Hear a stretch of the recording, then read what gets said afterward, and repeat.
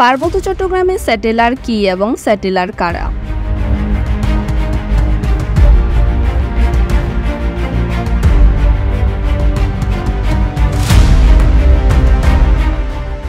পার্বত্য চট্টগ্রাম চুক্তি মোতাবেক রাষ্ট্রীয় পৃষ্ঠপোষকতায় যাদেরকে ৭০ এবং ৮০-এর দশকে জেনারেল জিয়ার সময়কালে সমতল থেকে প্রায় ৫ লক্ষ বাঙালিকে রেশন সুবিধা এবং ৫ একর জমি দেবার প্রতিশ্রুতি দিয়ে নিয়ে যাওয়া হয় পাহাড়ে। এর উদ্দেশ্য ছিল আদিবাসীদের আউট নাম্বার করে দেওয়া এবং রাজনৈতিক, সামাজিক ও ধর্মীয়ভাবে প্রভাব বিস্তার করা। এটা একটা পলিটিক্যাল স্টেপ ছিল, এতে কোনো দ্বিমত নেই। তবে সেখানে গিয়ে বাঙালিরা দেখলো তাদের জন্য পর্যাপ্ত জমি নেই। সেখানে পাহাড়িদের ভাগে ছিল মাথাপিছু ৩ থেকে ৩.৫ একর করে চাষাবাদযোগ্য জমি। তারা ৫ একর করে কিভাবে পাবে? তখন থেকে আস্তে আস্তে শুরু হলো জীবিকার তাগিদ এবং রাষ্ট্রীয় উদ্দেশ্য সফল করার কার্যক্রম। তখন তারা সেনাবাহিনী এবং পুলিশের সাহায্যে শুরু করলো পাহাড়ি গ্রামগুলোতে হামলা। পাহাড়ি বিদ্রোহী গ্রুপ শান্তি বাহিনী দমনের নামে নিরাপত্তা বাহিনী লংগুদু, লোগাং, নানিয়াচর, বরকল, দিঘিনালা, পানছড়ি সহ নানান এলাকায় একের পর এক গণহত্যা করেই চলেছে। আর এইসব গণহত্যায় সরাসরি অংশ নিচ্ছে সমতল থেকে সেনা সহায়তায় পাহাড়ে পুনর্বাসিত বাঙালিরা। পাহাড়ের চলতি ভাষায় এদেরকে বলা হয় স্যাটেলার। প্রথম গণহত্যা সংঘটিত করলো ১৯৮০ সালে এবং ১৯৮১-তে দুটা এবং ১৯৮৩-তে একটা। এভাবে চলছে পাল্টাপাল্টি প্রতিশোধ। ছোট্ট একটা ঘটনাকে কেন্দ্র করে হয়ে যাচ্ছে বিশাল বিশাল জেনোসাইড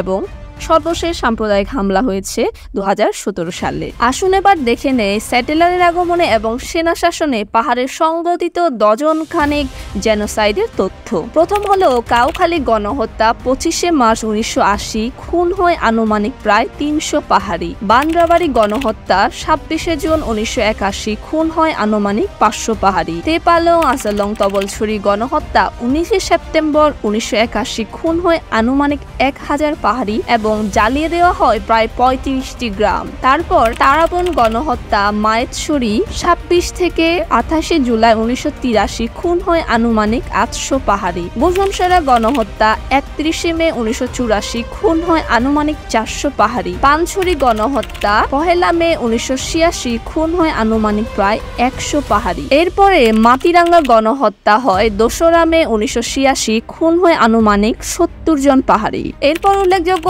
কুমিল্লা দিলা তাইন্দং গণহত্যা, খাগড়াছড়ির পাবলাখালী হীরাচর গণহত্যা, লংগুদু গণহত্যা, মাইল্য গণহত্যা, লোগাং গণহত্যা, নানিয়াচর গণহত্যা এবং রৈনকের গণহত্যা এবং এসব নিহতের সংখ্যা অসংখ্য এবং সর্বশেষ এই মাসের ১৯শে সেপ্টেম্বর ২০২৪ দিঘিনালা থেকে শুরু হয় সাম্প্রদায়িক হামলা। এই ডজন খানেক জেনোসাইডের এখন পর্যন্ত কোনো সুষ্ঠু বিচার পাওয়া যায়নি। তবে চুক্তি মোতাবেক পার্বত্য চট্টগ্রাম ভূমি বিরোধ নিষ্পত্তি কমিশন আইন ২০১৬-তে পাহাড়ে বাঙালি স্যাটেলারদের শনাক্ত করে সমতলে সসম্মানে ফেরত নিয়ে যাওয়া এবং জম্মু স্যাটেলার কর্তৃক দখলকৃত জমি ফেরত দেওয়ার উদ্দেশ্যে গঠিত হয়েছিল। কিন্তু চুক্তির ২৬টি বছর পেরিয়ে গেলেও সরকার যেমন চুক্তির মৌলিক বিষয়গুলো বাস্তবায়ন করছে না, তেমনি ভূমি বিরোধ নিষ্পত্তি কমিশন আইন গঠন করলেও তার কার্যবিধি তৈরি করতে সদিচ্ছা না দেখানোর কারণে পাহাড়ের সমস্যা আরো জটিল হচ্ছে।